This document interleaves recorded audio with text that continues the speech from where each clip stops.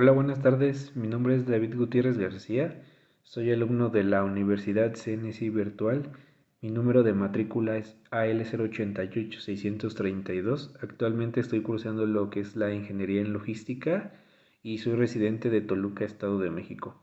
A continuación les voy a presentar lo que es mi proyecto integrador de la materia de electricidad y magnetismo, resolviendo las siguientes preguntas. La primera es: ¿qué son los circuitos eléctricos y qué importancia tienen en la sociedad de hoy en día?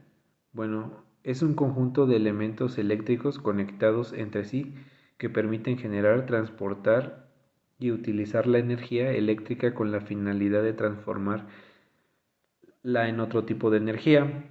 Podría ser la calorífica, la lumínica y la mecánica. Y en la actualidad todos los equipos cuentan con un circuito eléctrico para su funcionalidad. La siguiente pregunta es: ¿a qué se refieren las leyes de Kirchhoff y dos aplicaciones prácticas que se le pueden dar? Bueno, ayudan a resolver prácticamente cualquier circuito simple de resistencias y se basan en las leyes de la conservación de energía y cargas eléctricas. Estas leyes sirven para encontrar corriente y el voltaje en cada parte del circuito y la energía eléctrica para obtener los valores de intensidad de la corriente en las ramas de un circuito eléctrico y el potencial eléctrico en cada punto del circuito. La siguiente pregunta es: ¿qué son las fuentes de alta tensión y cuál es su función en los circuitos eléctricos? Los sistemas de alta tensión eléctricas son aquellos que se utilizan en energía eléctrica con una detención eficaz nominal superior a algún límite preestablecido.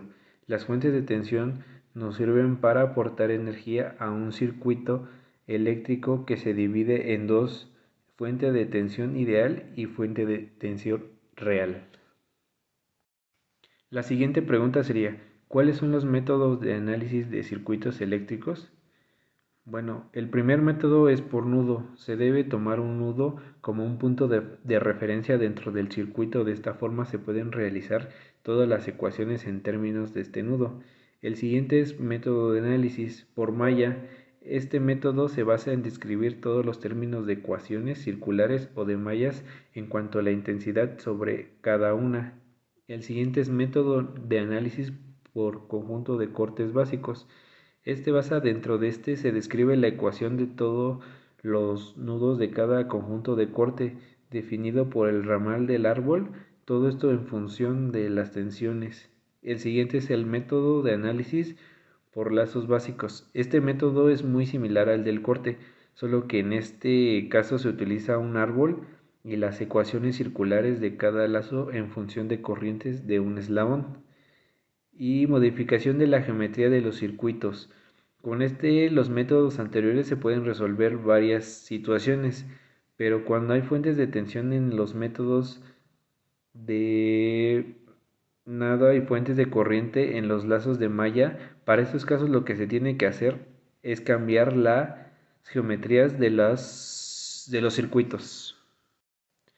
El siguiente sería circuitos con fuentes dependientes. Son fuentes de tensión o voltaje, los cuales van a depender de tensión o el voltaje. Alimentación, es decir, que dependiendo del tipo de análisis que se estén realizando las fuentes, pueden agregarse como si fueran independientes, pero esto solo es aplicable en algunos casos. El siguiente es circuito con amplificadores operacionales. Quiere decir que la corriente y el voltaje de este es la salida quedará indefinida. Por este motivo es complicado conocer las intensidades y tensiones que hay en el circuito que está conectado. La última pregunta es: ¿cuáles son las aplicaciones del capacitor? El capacitor es un dispositivo que almacena energía eléctrica. Están conectados a una diferencia de potencial. Lo que hace un capacitor especial es almacenar energía. Las aplicaciones más comunes son almacenamiento de energía, suministrar alzas de voltaje y filtrar señales complejas. Bueno, pues este fue mi proyecto integrador. Espero les haya sido muy útil y muchas gracias por su atención. Excelente tarde.